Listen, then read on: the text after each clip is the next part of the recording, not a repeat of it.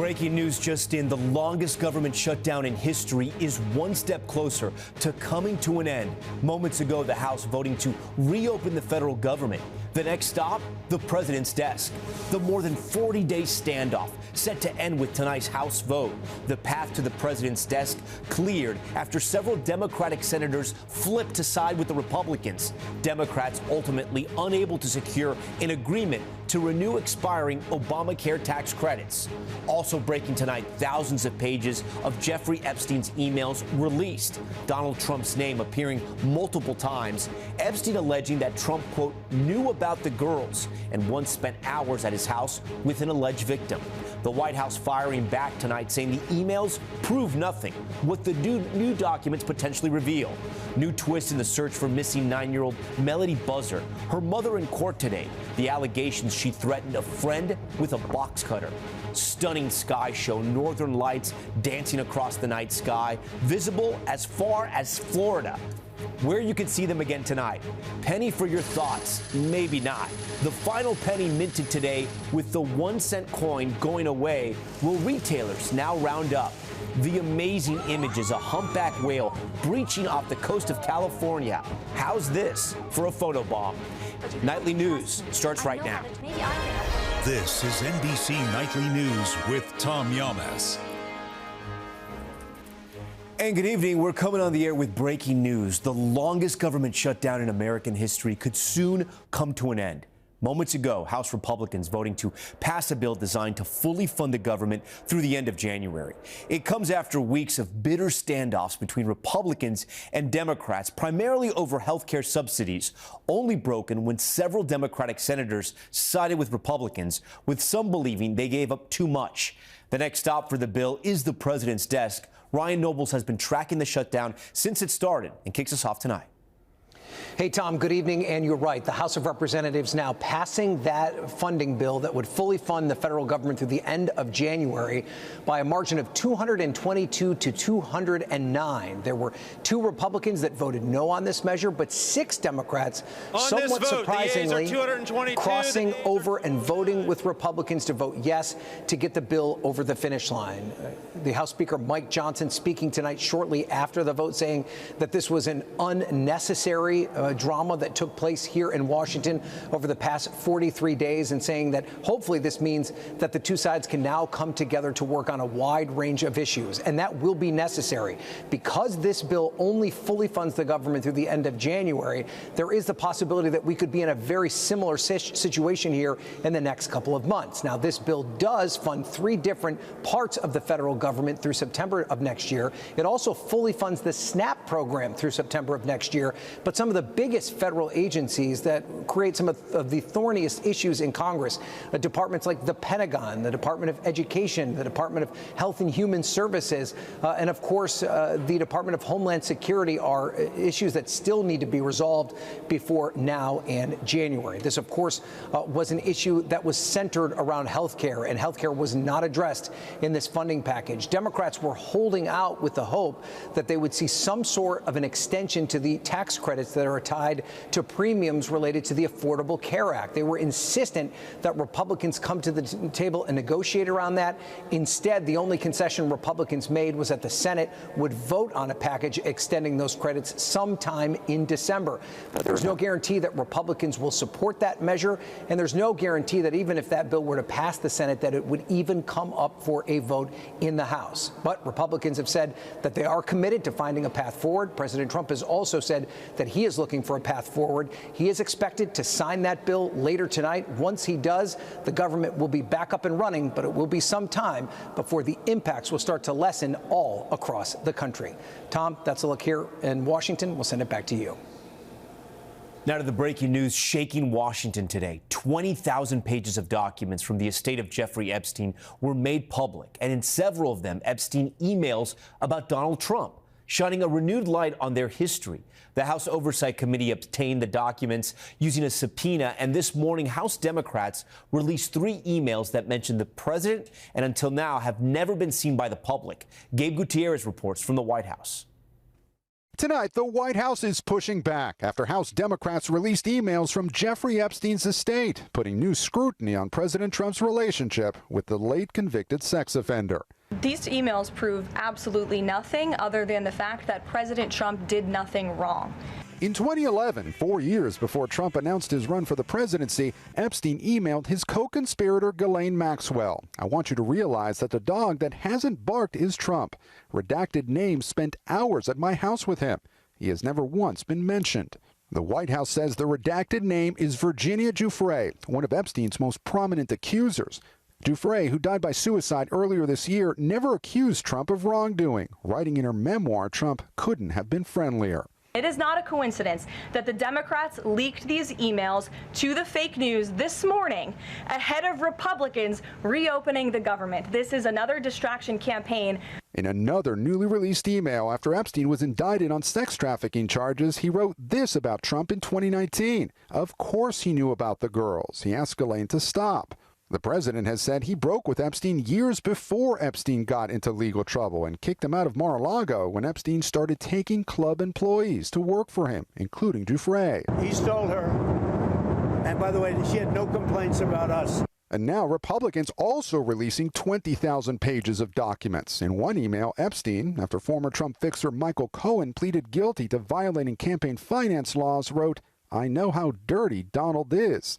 Trump has never been accused of any wrongdoing linked to Epstein. The administration now facing growing bipartisan pressure, with a new Democrat sworn in today becoming the critical 218th signature to force a House vote to release all of the DOJ's Epstein files.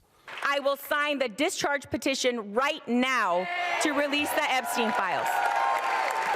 Justice cannot wait another day. As for when the House might vote on whether to release the DOJ's Epstein files, Speaker Mike Johnson just said that he intends to bring the resolution to the floor next week. If it passes, it would then go to the Senate, where it's likely to fail. Still, the president has been ramping up pressure on Republicans. Top administration officials met today here in the Situation Room with GOP Congresswoman Lauren Boebert, who had signed that petition.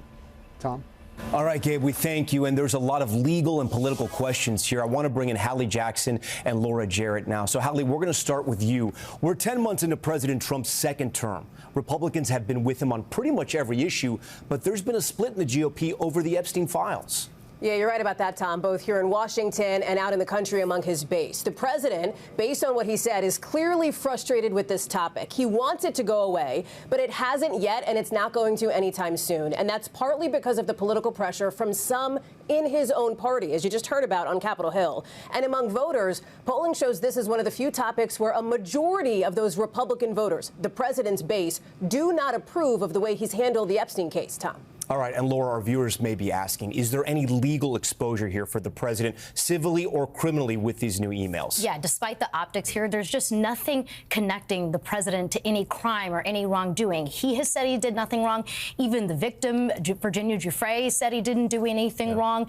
And so I think the issue continues to dog him politically, but legally, there's no hook there for him, Tom. All right, and Hallie, you've done a lot of reporting with the families. A lot of the pressure to release the DOJ files has come from Epstein survivors and their families. Yeah, 100%. I've spoken with a number of survivors, and they all want to see more transparency. They want the spotlight on the survivors, and they want to see this administration put everything out there. You'll remember that a judge blocked the release of some grand jury material earlier this year. I'll tell you that some survivors also say they want President Trump to definitively rule out clemency for Ghislaine Maxwell. He hasn't done that just yet, Tom. Hallie Jackson and Laura Jarrett for us tonight. Guys, thank you. The shutdown has impacted millions of Americans, from federal workers going without paychecks to flyers facing mass cancellations and delays. Now the question is, how quickly can things return to normal? Here's Tom Costello. From airport control towers to checkpoints and terminals to food banks, millions of Americans are keeping a wary eye on Congress. I think it's horrible how politicians, all of them, use us as pawns and, bargaining chips. That's all it is. That's all we are. Again today, the FAA trimmed 6% of commercial flights, citing a shortage of controllers after 2 missed paychecks. Passengers again stuck or delayed. People can't travel for work, for family, for other events. Many families, including those missing SNAP benefits, have turned to food banks, with many of those running low.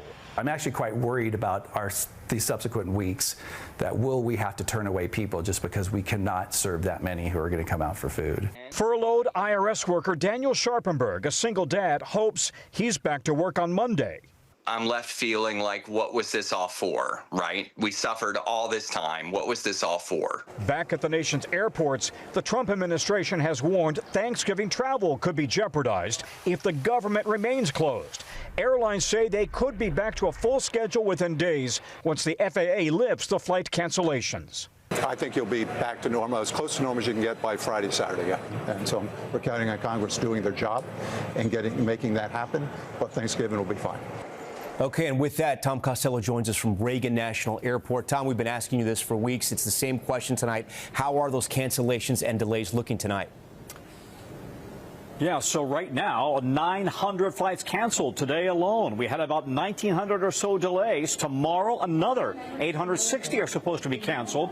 The FAA planning to, again, trim the schedule by 8% tomorrow, but we'll see how this all is impacted by what Congress does, Tom. All right, we hope they can get back on track soon. Tom, we thank you for that. Now out west to a story we've been following here. The disappearance of 9-year-old Melody Buzzard, missing for more than a month now, and her mother appearing in court after being arrested on unrelated charges. There's a new development tonight, and Steve Patterson has it.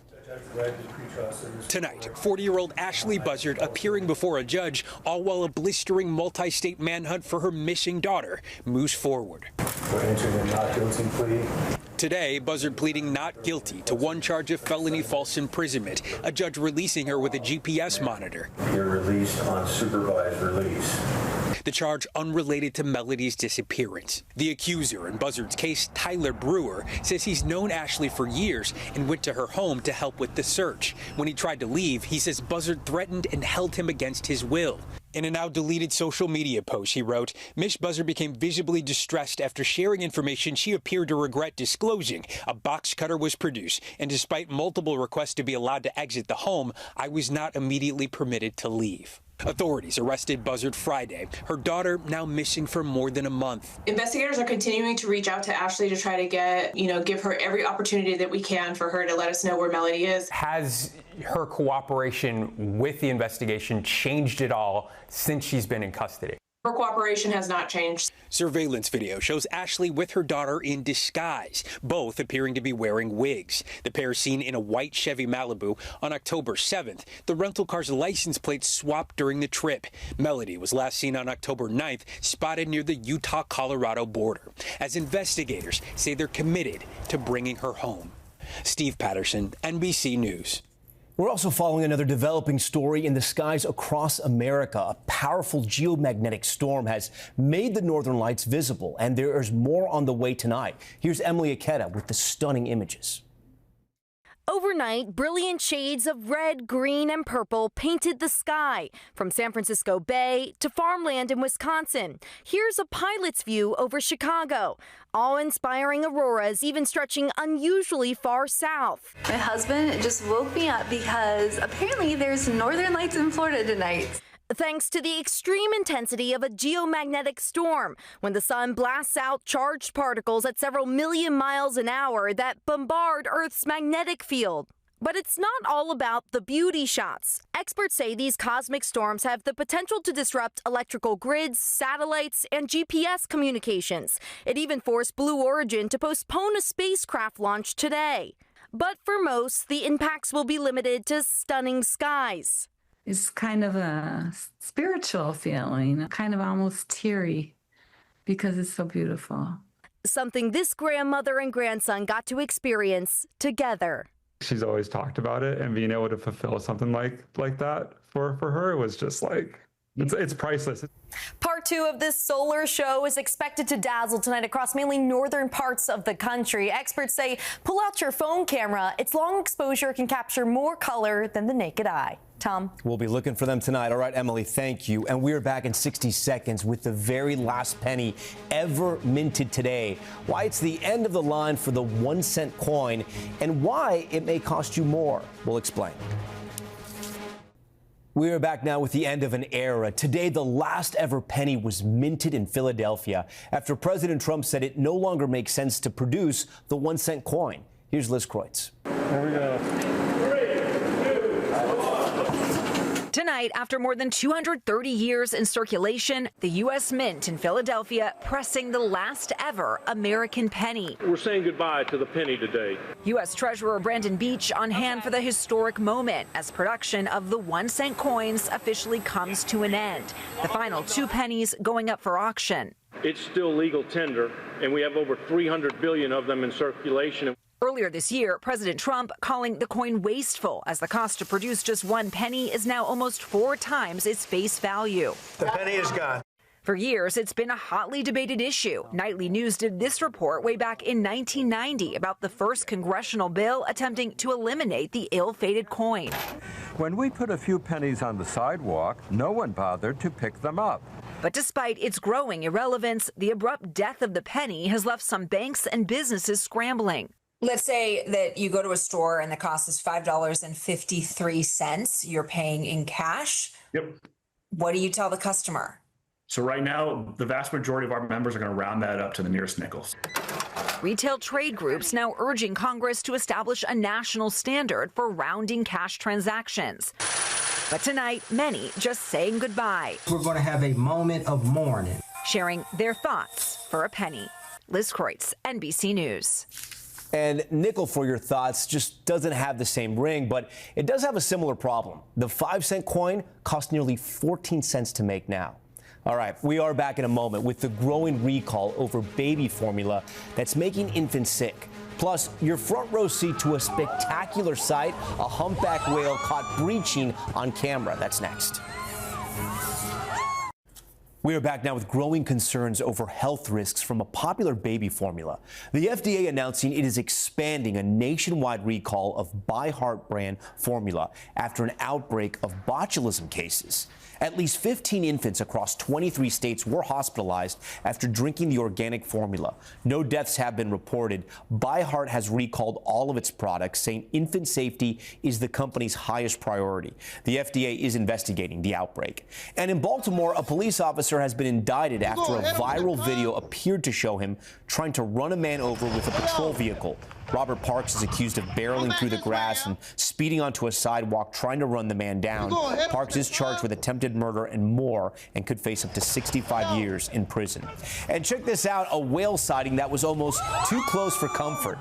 These passengers on a boat off Newport Beach, California, capturing the moment a humpback launched its entire body out of the water, spinning in midair as you saw there and sending up a giant splash. You can hear boaters screaming with excitement as they watch this spectacular sight up close. Pretty cool. That's Nightly News for this Wednesday. I'm Tom Llamas. And before we go tonight, a number of new viewers have found us in the past couple of weeks, and we want to thank them for joining us. Tonight and always, we're here for you. Good night. We thank you for watching, and remember, stay updated on breaking news and top stories on the NBC News app or watch live on our YouTube channel.